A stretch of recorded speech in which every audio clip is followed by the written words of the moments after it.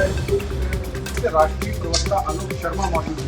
आज लोगों को हैरान करने वाला लगा और ये देखकर स्पष्ट हो गया कि পেঁয়াজের মালা গলায় পড়ে বিজেপির কঠোর সমালোচনায় মধ্যপ্রদেশ কংগ্রেস নেতা অলোক শর্মা বলেন, পেঁয়াজের দাম সেঞ্চুরি ক্রস করলেও নিয়ন্ত্রণের নামগন্ধ নেই বিজেপি সরকারের। দেশের বিভিন্ন গোদামে পেঁয়াজ নষ্ট হচ্ছে, কিন্তু জনগণের হাতে সেই পেঁয়াজ পৌঁছাচ্ছে না। শুধু প্রধানমন্ত্রীর মুখে বড় বড় কথা, দেশের দুর্নীতিবাজরা দুর্নীতি করে দেশের বাইরে পালাচ্ছে, আর বিজেপি বিরুদ্ধে বিরোধী দলের কর্মকর্তা কথা বললে বর্তমান সরকার তাদের বিরুদ্ধে ইডি লাগিয়ে হেনস্থা করছে। এই হচ্ছে বিজেপির স্বচ্ছতা আর উন্নয়ন, এমনই মন্তব্য করেছেন তিনি। मुझे लगता है कि प्रधानमंत्री मोदी जी हमेशा से लोगों को बरगलाते ही रहते हैं।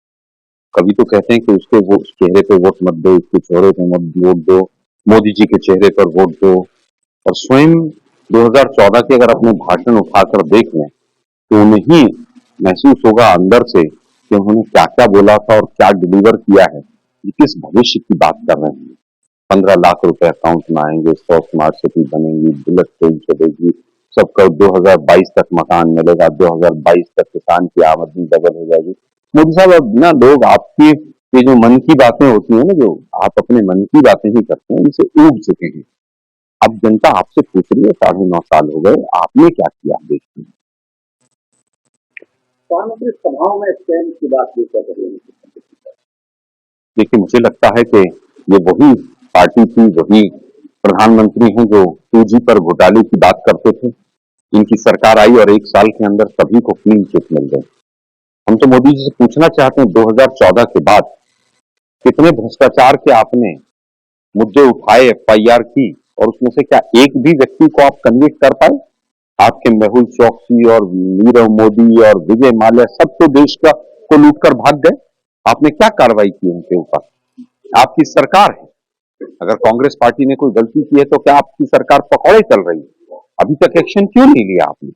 आप केवल और केवल विद्वेष की राजनीति करते हैं, आप जनता को गुमराह करने की राजनीति करते हैं। आप छत्तीसगढ़ में है, पनामा पेपर्स की बात कीजिए और ईडी को भेजिए अपने पूर्व मुख्यमंत्री रमन सिंह के यहाँ पर, दूध का दूध और पानी का पानी हो जाएगा। बड़ा दुर्भाग्य है कि प्याज के दाम जिस तरह सेंचुरी मारने के लिए, मोदी जी की भाषा है, सेंचुरी मारने की तरफ जा रहे हैं और केंद्र सरकार और राज्य सरकार हाथ पर हाथ रखे बैठे हैं। बड़े बड़े प्रवचन दिए जा रहे हैं, लेकिन अपनी संस्था नेफेड के माध्यम से लाखों टन प्याज जो गोदामों में सड़ने के कगार पर है, उसको जनता तक नहीं पहुंचाते हैं। हमने केंद्र की सरकार और राज्य की सरकार को आगाह करने के लिए सिंबॉलिक तौर पर ये प्याज की माला पहनी।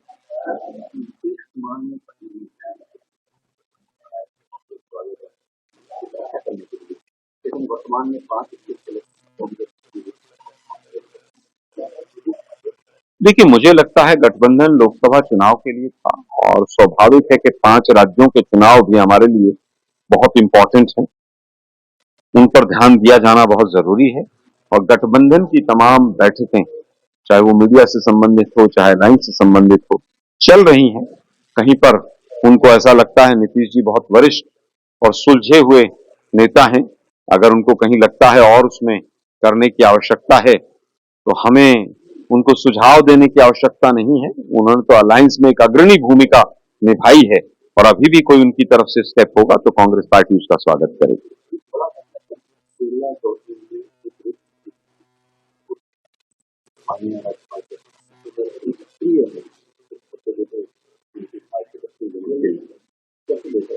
देखिए, मुझे नहीं मालूम है कि वो किस एंगल से रिट पिटीशन दी गई है, लेकिन इतना जरूर है कि गवर्नर के पद का जितना दुरुपयोग बीजेपी की केंद्र की सरकार ने किया है, इतिहास में कभी नहीं हुआ। अरुणाचल में एक बैंक्वेट हॉल में इसी तरह के विधानसभा की बैठक बुलाई गई थी और सुबह आपको याद होगा भगत सिंह कोश्यारी ने वो चक्की पीसिंग वालों को सुबह सुबह शपथ दिला दी थी उप मुख्यमंत्री की।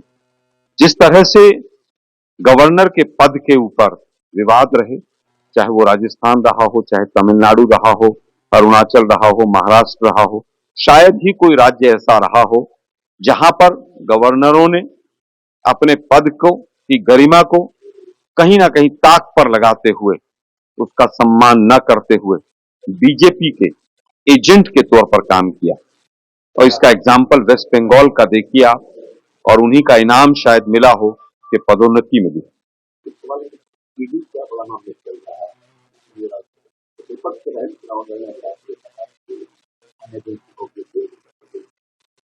कि लोकतंत्र का मूल आधार होता है कि आप सबको साथ में और सबकी सुने, लेकिन अहंकार और डर ये दोनों केंद्र की सरकार के ऊपर, उनके मस्तिष्क पर इस तरह से हावी हो गए हैं कि तमाम एजेंसीज का दुरुपयोग करते हुए वो कहीं ना कहीं विपक्ष पर शिकंजा कसना चाहते हैं।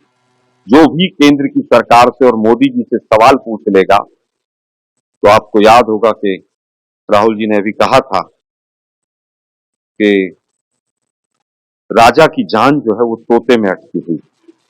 जिसने भी अडानी के ऊपर सवाल पूछा, जिसने भी केंद्र सरकार के ऊपर सवाल पूछा, जिसने भी संसद में सवाल पूछा, सभी को कहीं ना कहीं केंद्र सरकार की एजेंसियों से कहीं ना कहीं नोटिस मिले।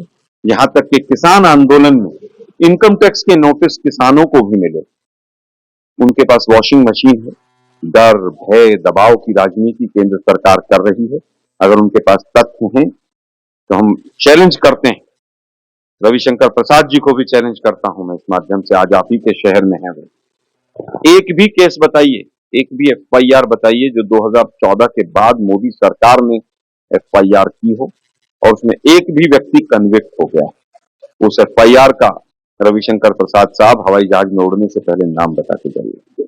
मुख्यमंत्री ने सवाल उठाया